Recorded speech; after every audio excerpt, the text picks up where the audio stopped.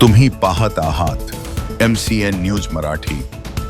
बुलढाण्याच्या देऊळगाव राजा अंधेरा परिसरात अचानक वातावरणात बदल होऊन काल सायंकाळी वादळी वाऱ्यासह अवकाळी पाऊस झालाय, तर तुरळक ठिकाणी गारपीट देखील झाली आहे। सुसाट्याचा वारा असल्याने अनेक घरांवरील टीन पत्रे उडाल्याने घरातील साहित्याचे नुकसान झाले आहे। अनेक झाडे उलमडून पडली आहेत, त्यामुळे वातावरणात काहीसा गारवा पसरला आहे। मात्र भाजीपाला वर्गीय पिकांचे आणि घरांचे देखील मोठ्या प्रमाणात नुकसान झाले आहे। MCN न्यूज मराठी करिता भूषण शेटे, बुलढाणा।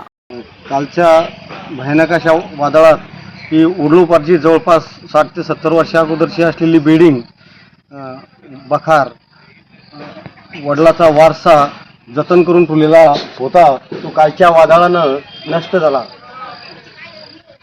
वडिलांनी चिनी माती स्वतः भट्टी घेऊन बांधलेली बखार मजबूत असं 3 शेड आजही त्या पत्राची साईज जवळपास 55 सेंटीमीटरपर्यंत आहे आणि लाकडाची जर जाडी पाहिली तर जवळपास 4 इंचाचे त्याला लाकडाची पॅकिंग आहे आणि खूप मजबूत अशी बखार होती। किती पण वादळ आतापर्यंतच्या कोणत्याच वादळात ती डगमगली नाही। पण कालच्या भयानक अशा वादळात आमची बखार खाली आली। किती पत्राची? जवळपास 80 पत्राची बखार वडिलांना बांधलेली बखार ही जुन्या काळातली फार कष्टानं आणि परिश्रमानं आणि दगडी बांधकामात तिचं खालचं बांधकाम होतं, दगडी मजबूत बांधकाम होतं।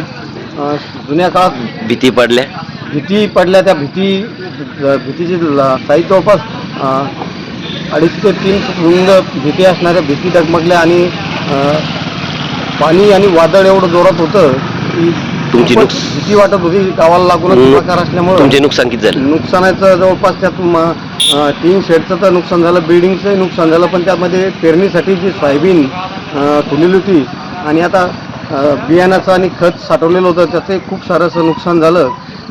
शेतातले ठिबक आणि तुषारच्या शेड्या होत्या त्याही फुटल्या। एकंदरीत आता पेरणीचा टाइम असताना आलेलं लाख किती लाखाचा एकंदरीत अंदाजे जवळपास 4 ते 5 लाखाचं नुकसान झालंय। त्याची प्राथमिक माहिती आम्ही आमच्या इथले कर्तव्यदक्ष तलाठी आहेत, पंचनाम्यासाठी अजून आले नाही, शेटे साहेब यांना माहिती दिली। त्यांनी आपला अंदाजे अहवाल आदरणीय कर्तव्यदक्ष आमच्या देऊळगाव तालुक्याच्या तहसीलदार मॅडम यांना त्यांनी प्राथमिक माहितीचा अहवाल पाठवला। खरोखर या वादळात माझंच नुकसान नाही तर गावातही खूप सारं असं नुकसान झालेलं आहे। सर्वांचा पंचनामा झालेला व्हावा आणि सर्वांना न्याय मिळावा। मदत आणि पुनर्वसन पालकमंत्री योगायोगानं आपल्या जिल्ह्याचे पालकमंत्री आहे, त्यांच्याकडून खूप साऱ्या अपेक्षा या ठिकाणी मी व्यक्त करतो। शेतकऱ्यांचं जे नुकसान झालं आहे, इतर व्यावसायिक लोकांच्याही गावात काही दुकानावर झाडंही पडलेले त्यांचंही नुकसान झालं। शेतकऱ्यांनी आपला माल शेतात साठवून ठेवलेला होता, खतं बी बियाणं अवजारं आणि खेड्या अन्नधान्य काही शेतकरी शेतात राहतात, त्यांच्याही वादळात त्यांच्याही घरांचं त्यांच्याही बखारीचं कोठ्यांचं खूप सारं असं नुकसान झालं।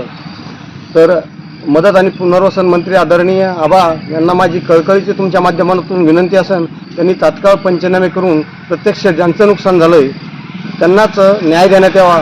नाहीतर कधी कधी असं होतं की आटवर अगोदरचा वाईट अनुभव आहे की आटवर जागेचंही नाव नसतं आणि त्यालाही मदत होती आणि जो खरोखर नुकसान झालेलं आहे त्याला मदत मिळत नाही। तर माझी एक रास्त मागणी राहील, पोशिंदा शेतकरी आज संकटात आहे। त्याची जर पेरणी पाण्याचे दिवस असताना जर सुरुवातच त्याची संकटातून झाली तर त्यांनी वर्षभर जगायचं कसं, तर त्याला आपल्या माध्यमातून न्याय भेटावा ही एक प्रामाणिक अपेक्षा या ठिकाणी व्यक्त करतो। आपला आम्ही राहणार कुंटी, तालुका खामगाव, जिल्हा बुलढाणा।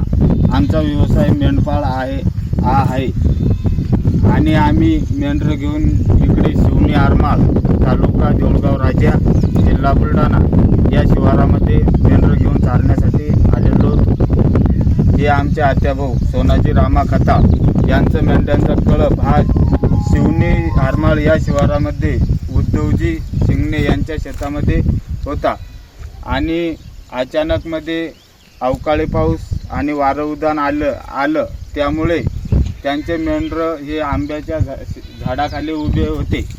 त्यांचा मेंढरांचा कळप उभा असल्यामुळे त्याचे आंब्याचं झाड पलटलं आणि त्यांचे 10 ते 15 मेंढरं मृत्युमुखी पडले आणि काही मेंढ्या जखमी आहेत।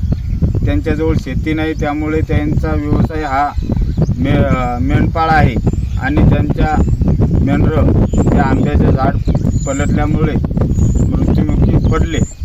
त्यामुळं राज्य सरकारने त्यांना काही ना काही मदत म्हणून द्यावी. आणि त्यांचे हे लहान लहान मुलं बाळं घेऊन ते इकडं गावोगावी फिरत असतात. त्यामुळे आता हे निसर्गाने अशी आपत्ती केल्यामुळे त्यांना काही ना काही मदत द्यावी ही आमची विनंती.